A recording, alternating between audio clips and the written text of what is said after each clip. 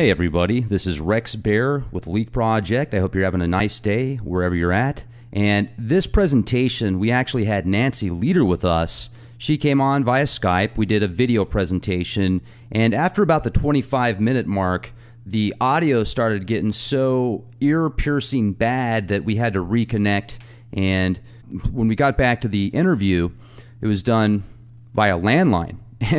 And then we got disconnected on our landline 2 different times. So this first part I'm going to share with you guys is just the video section of the interview, and she breaks down a ton of information. Now, when we were doing the phone call interview, when she would start getting into some pretty heated topics, I guess you could say, the phone would either disconnect or the sound would just completely go away. There was just no sound there. It was very interesting. So I don't know what it was, but you guys, I tried to edit most of it out for the show. But in this 25-minute presentation here, this video presentation, Nancy breaks down coordinates. She talks about astronomers that discovered this Planet X back in the 1983 time frame. So this is quite incredible. And also I want to recommend you guys, if you like the shows and if you don't like the commercials, go to leakproject.com. Within the next 24 hours, we're going to have every single podcast available commercial-free. There's going to be a link on each page of each podcast, and you can either listen to that specific podcast commercial-free, or you can have access to all the podcasts, and it's pretty cool. So check it out, leakproject.com. Hope you're having a nice day, and we'll talk to you soon. Excellent. Well, I'm honored to speak with you. I've heard about you for years. It's great to finally get a chance to speak with the famous Nancy Lieder. This is cool from Zeta Talk. I'm excited. Yeah. Well, I'm the real deal because in 1995 we came out talking. I am told by BBC and other, I think it's Wikipedia credits me with that too. First relating Planet X, which was found in 1983, or there was something out there that they infrared. With Nibiru and saying they're one and the same. So it built on that. But basically, the big deal is that the Zetas, my friends, the Zetas, gave the coordinates in the sky, XY positions in the sky, where to look out near Orion at various dates. They were very specific. I mean, they went umpteen past the decimal place. And we had teams on 3 different continents. We had in the U.S., and in France, and in Africa that went looking at those coordinates and found this inbound object moving according to the Zeta coordinates. And that's the path diagram, which I have on my website, and I also sent to you. It is they pinpointed where the 1983 infrared balloon found an object, and it hit the Washington Post front page. And it just as a side note, when they came out with this Planet 9 announcement in January, guess where they were saying that Planet 9 folks were looking? Exactly where the Zetas pinpointed in 1997 when I put that path diagram up. That's how accurate these Zetas are. They're the real deal. Okay, so then they said, and then it swung up toward the ecliptic, and then it got into a retrograde motion, and then it dropped down below the ecliptic to avoid the crowded particle flows, yada, yada. And these 3 teams went out in the winter of 2001, because Orion is only visible in the winter months from the northern hemisphere. They went out and went to observatories in Vancouver, in the U.S., and France. A France astronomer found it, but he was not allowed to release his images to us. The observatory said, no, there's a cover-up going on. We'd have to kill you, So he wasn't allowed to give us the images. That's the way. And also in Zaire, in South Africa. So they found it where the Zetas said it would be. Then in going into the winter of 2002, we were using infrared. A France student in France got a hold of infrared equipment. The people there didn't know what he was doing. He was just a student. Well, he was looking at our coordinates and made images and slipped them all to us. Then again, we went over to I believe it was CCD images, in out of Arizona, and there Okay. was an infrared in from a skeptic astronomer in Florida who put it up on SciAstro Amateur Usenet and said, "Okay, Nancy, where is it?" And we fingered it. The Zetas had me finger where it should be, and people looked closely, and sure enough, it was a dim star that wasn't on the star charts. So we got infrared in France and Florida. Then we moved to CCD imaging in the winter of 2002 to 2003, Mm-hmm. Arizona. And we had teams that went in every 2 weeks, paid their own money down, rented a scope near Flagstaff, and uh, we found it to be moving in accordance with the zeta coordinates. Basically, in 2 weeks, it had moved from where it was before, and where it was before, there was no dim star. And then it became visible around late March 2003. I myself saw it in the sky, in the night sky around 8:30, and then it moved across the Earth's orbit such that it was within. Then you had to have light pollution from the sun to see it. All that's on my website. I did a video of my own. If you look at my YouTube channel, you'll find that about what I just described to you with pictures. It's very well documented in many places in my website. Great. Yeah, now zetatalk.com is a nice website. I was just looking at your YouTube channel. You've got some great videos on there as well. I went to the McDonald Observatory recently here in Texas, and I tried to get the inside scoop. I wasn't able to get much out there. I did talk to one of the liaisons that works at the gift shop slash welcome center, and I talked to him a little bit about Planet X. One thing that was really cool about that observatory is it's in a no-fly zone, so there's no chemtrails or contrails over it, and you look at the sun, and it looks completely different there than when you go to a place like Phoenix, Arizona, or Las Vegas from all the chemtrails that they blast into the skies. So, and it's funny, Nancy, because I am really open to the possibility of Planet X, but I'm also agnostic. I don't know. I'm neutral, but if I had to go one way or another, I'd say there's certainly a lot of things that point to the possibility of Planet X, but I'd say there's always been a lot of things. People say that volcanoes are going off now more than ever, and Earth changes and stuff, and that's been going on for a lot of years. So that could be it. Or maybe it's something else. I don't know. But it certainly is nice to talk with people like you and others that have done so much research into the subject. And with all this information that's coming out there, I could definitely see the possibilities. I haven't seen it with my own two eyes. And even if I did, with all the Project Bluebeam stuff and everything else that's going on, it's tough to have those filters and know what's right and what's wrong and what's real and what isn't. So it's really nice to speak with you. Now, I guess our interview's here in about 45 minutes, but I would like to ask you personally. What's it like when the Zetas contact you? Is it just like you talking to me? Is it telepathic? Yeah, it's just like me talking to you. Although I don't hear anything, I don't hear any noises. I don't hear a voice. I don't see anything. The best I can describe it is like if you daydream or you have an idea pop into your head. You might be dozing off and you say, "Oh, wait a minute, blah, blah, blah, blah, blah." An idea pops into your head. Well, I know it's not my thoughts that I'm getting. And we worked on this. They opened my head up and put a little bit of their DNA in my head where the telepathy center for people is. And this happened in my late 20s. And I do recall the instance. They had me walk out into the backyard, and get on a little spaceship and go through this routine. Then they wanted to know, did I feel nauseous? How were my arms and legs? And, okay, no brain damage and back home with the babies. And after that, I became... We're just going to put some DNA in your cerebral cortex. No big deal. Have a nice day. Carry on. Sorry. I think they zapped it in there, to some degree. But they had my head in a clamp to make sure they got it just the right spot. They didn't want... So after that, I noticed that I was more telepathic with people. And I would know who was calling before the phone rang. Right. And I would be able... And I played with that. I was fascinated.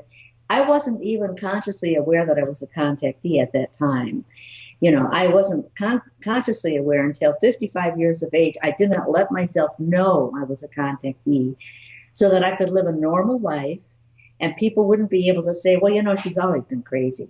You know, Right. because I haven't been. So at that time, I didn't know, but I was aware, and I played games with people. I would say, think of something I couldn't possibly know, and then within 2 minutes, I'd guess it. Wow. And I found that I could actually go out with a different thought complexes and invade people's thinking doing remote viewing. I didn't know at that time what it was, but okay, I would think of a situation, a map, an emotion, a date, that kind of thing. Mm-hmm. Who knows about this? And then it'd be bing, I'd be connecting with somebody. I'd be on the same wavelength because these are brainwave Yeah. wavelengths. And I would be able to interrogate them. And sometimes these people would know they were being probed. One time I got, who is this? So Wow. remote viewing is real. If you have telepathic ability, you can do it. It's a great snoop tool. So when I It's talk a to the great Snoop Zetas, tool. it's just, um, it is conversational, but I don't hear anything in response. I get a realization. Okay. And then when I do Zeta talk, I wrap English around my realization or my concepts that they've given me, the concepts. If I were French, I would wrap French around it. So it's not a language. Language is the last thing we add to our thoughts before we emit it to other people. Yeah. Right. Huh. Well, that's fascinating. Okay. Do you have Rh negative blood? No, I'm not a Neanderthal. No, not Okay. at all. I'm German. My whole, at least as far as we know, just a smidgen of Jewish, maybe a little French, but Sure. mostly German. I know several people that are lifetime contactees that, multiple experiences with what they call the grays. They don't call them Zetas. And they have Rh negative blood.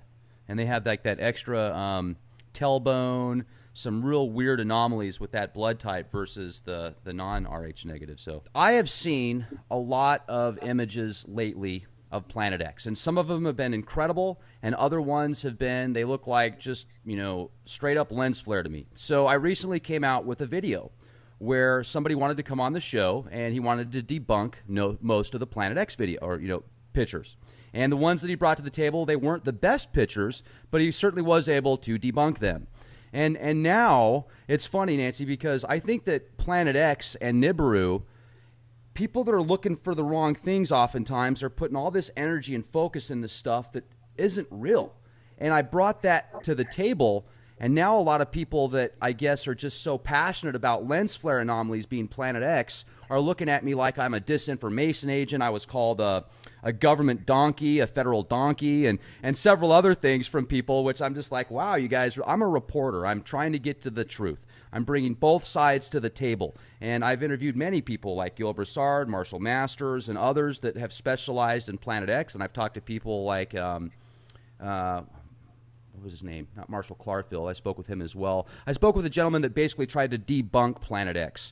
And so, I talked to both sides here. And as I said, I'm agnostic on the subject. But it certainly seems to me that there's a lot of evidence that points to the possibility of Planet X. When you read some of these ancient articles and texts like the Sumerian tablets and such, does the Zeta talk, does that parallel with the Sumerian tablets and many of the translations of Zachariah Sitchin and maybe Gerald Clark?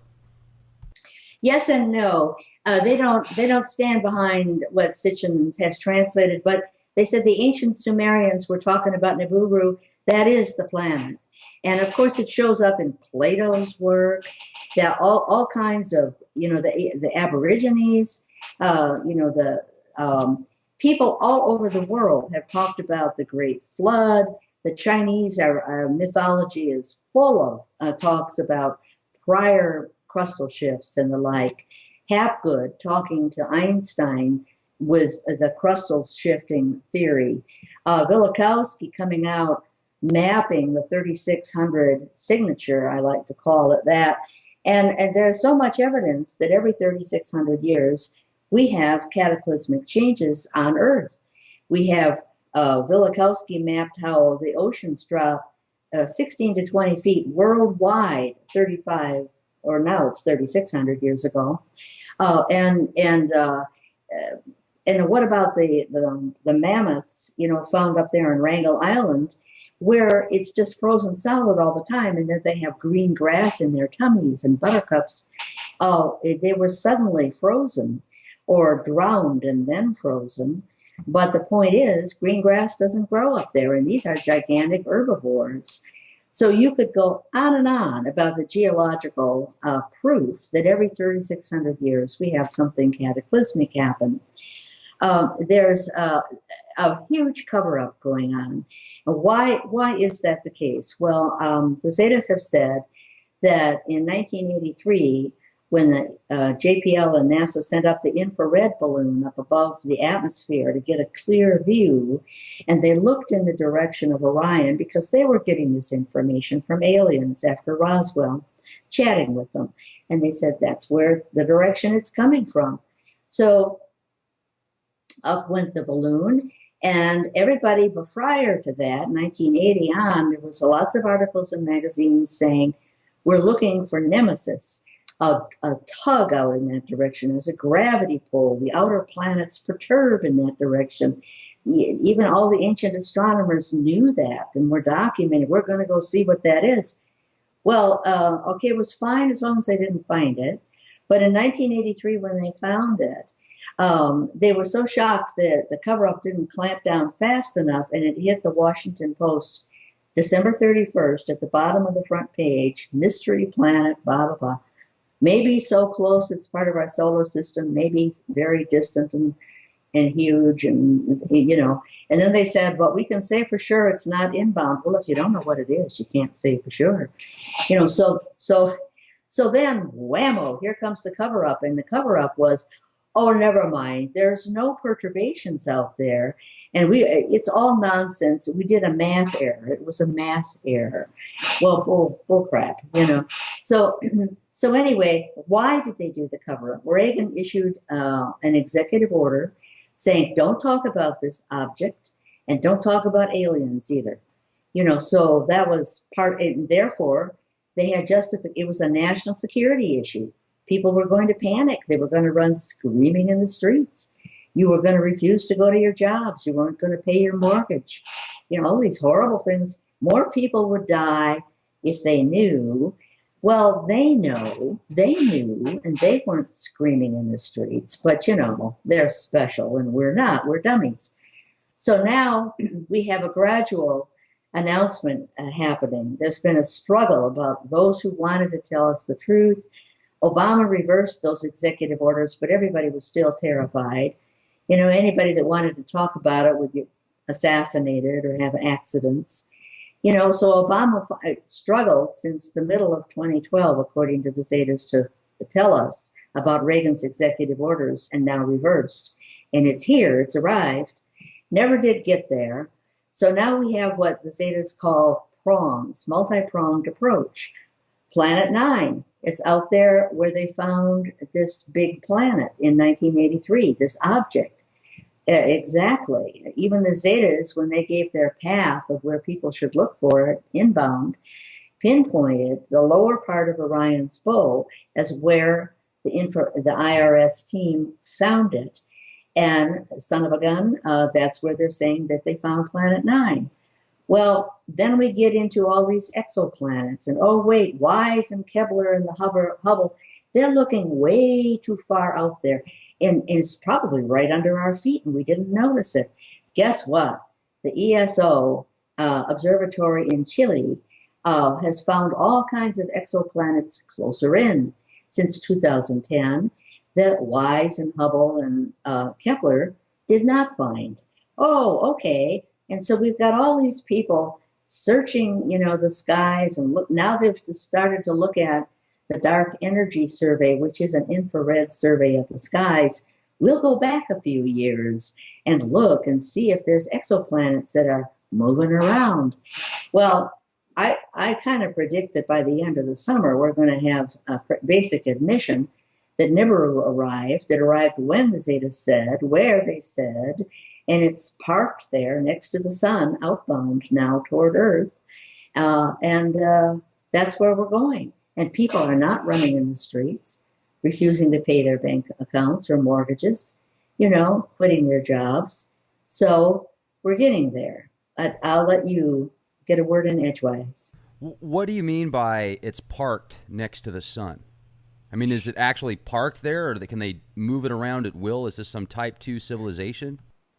No, it's not intelligently controlled. It is a planet that is 4 to 5 times our diameter, the diameter of Earth, 23 times as massive.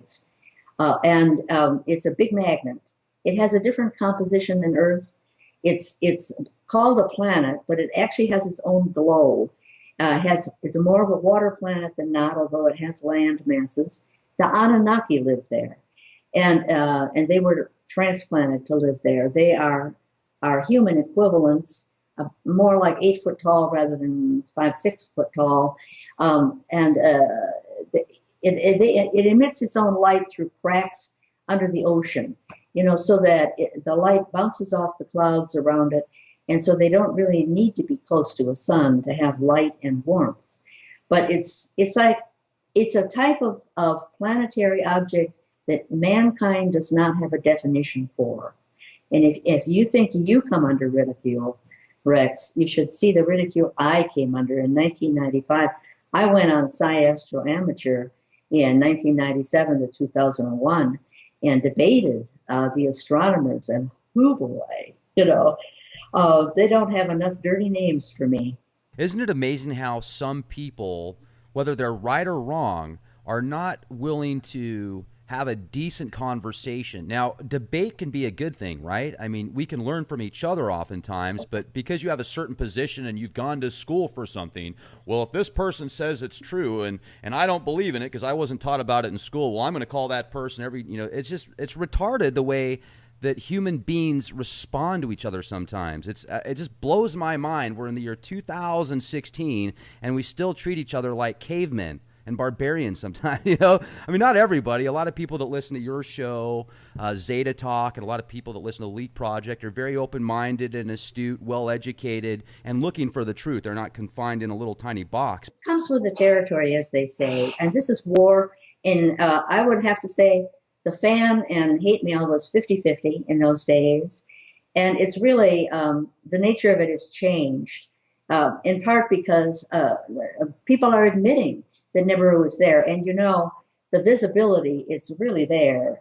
We have a webcam in Italy and another in France that are showing Nibiru at sundown at approximately the 4 o'clock position of the sun.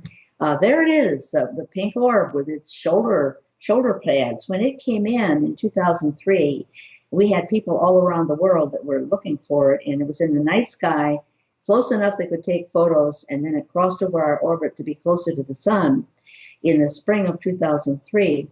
And I saw it. It was kind of like a glowing red mess that kind of faded in and out. And this was not Aldebaran, the reddish star to the east of Orion at all, because I could see that too. And people all over the world, and people would take photos of it. We had people with a 10x binocular cameras and the like, and they showed like a double helix streaming behind Nibiru, because it's a moving planet. It just doesn't sit and park and have its moons go round and around. It's constantly in motion, and therefore that pattern developed. Well, it's got 2 dominant moons, and they each have their own collage of little moons, and they're on either side like shoulder pads, and this whole thing swirls in a retrograde motion. It has a retrograde orbit coming in.